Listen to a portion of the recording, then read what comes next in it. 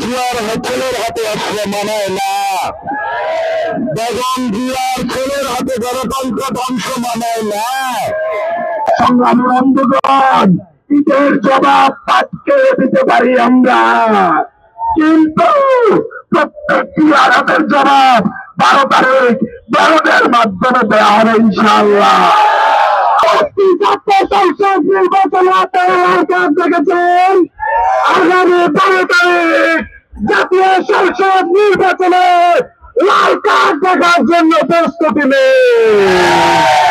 যদি তারা আগামী 12 তারিখে বাংলাদেশ থেকে শেখ হাসিনার মতো করে গণতন্ত্রের বিরুদ্ধে দাঁড়ানোর চেষ্টা করো, ইলেকশন ইঞ্জিনিয়ারিংয়ের চেষ্টা করো, আমরা তাদেরকে 12 তারিখ ইনশাল্লাহ সমুদ্র জবাব দিব। দেশবাসী, ভয় নাই, এই জীবন বনাস জীবন অনেক সহযোগিতার জন্য গিয়েছে। 12 তারিখে বাংলাদেশে জনগণের মুক্তির জন্য, 12 তারিখের রক্ষার জন্য সবাই ভোট দিবেন এবং ভোট রক্ষা করে আসবেন। আমরা আমাদের অধিকার রক্ষা করব। বিভিন্ন জায়গায় সারা বাংলাদেশে আমাদের ভাইদের উপরে হামলা আছে, তীব্র নিন্দা জানাচ্ছি।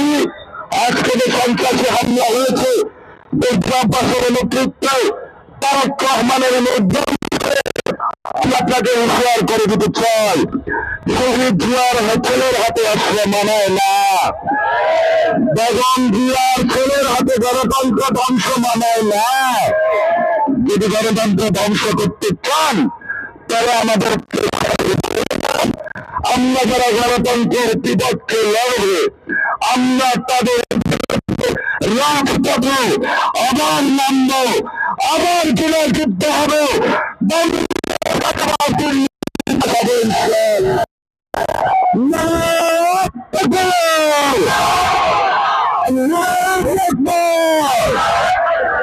বেশি শক্তি ব্যবহার করতে আসবেন না,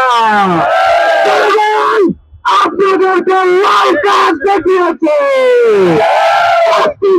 সংসদ নির্বাচন লাল কাজ দেখেছেন, আগামী 12 তারিখ জাতীয় সংসদ নির্বাচনে লাল কার্ড দেখার জন্য প্রস্তুতি নেই। যদি জনগণ ইচ্ছাধীন রাজনীতি করতে ব্যর্থ হন, নতুন বাংলাদেশকে নতুন করে রাজনীতি করতে ব্যর্থ হন, আপনারা যেভাবে জবাবদিহি হয়ে গেছেন, আর নতুন করে বাংলাদেশে আপনারা রাজনীতি করার জায়গা পাবেন না। সুতরাং ভবিষ্যতে রাজনীতি করতে গেলে, ভবিষ্যতে বাংলাদেশে থাকতে গেলে, নতুন বাংলাদেশে তরুণ ছাত্র সমাজের ম্যান্ডেট অনুযায়ী রাজনীতি করতে হবে। যা পারলে রাজনীতি ছেড়ে দেন। আমরা দেখতে পেয়েছি মানুষের মধ্যে আশা তৈরি করা হয়েছিল তারেক রহমান দেশে ফিরলে নাকি বিএনপি যাত্রা যাবে, অথচ আমরা দেখতে পাচ্ছি তারেক রহমান দেশে ফেরার পর বিএনপি আরো বিভৎস হয়ে উঠেছে। সংগ্রামী বন্ধুরা, তারেক জিয়ার যে লন্ডনী ভাব মাঠে যাওয়ার পর তা ছুটে গেছে। আজকে তারেক জিয়ার সম্মতিতে নির্যাতনের পরিকল্পনায় এই ধরনের হামলা নাসিরউদ্দিন পাটোয়ারির উপর করা হয়েছে।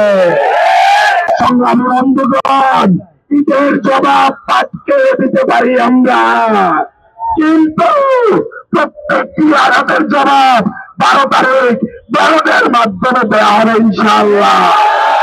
আমরা ততদিন রাজপথে দৃঢ় ঐক্য নিয়ে সংগ্রামের দেয়াল তৈরি করে ইনশাআল্লাহ ঢাকা আসনে নাসিরউদ্দিন পাটোয়ারি ভাইকে বিজয়ী করে আনবো ইনশাআল্লাহ। ইনকলাব জিন্দাবাদ।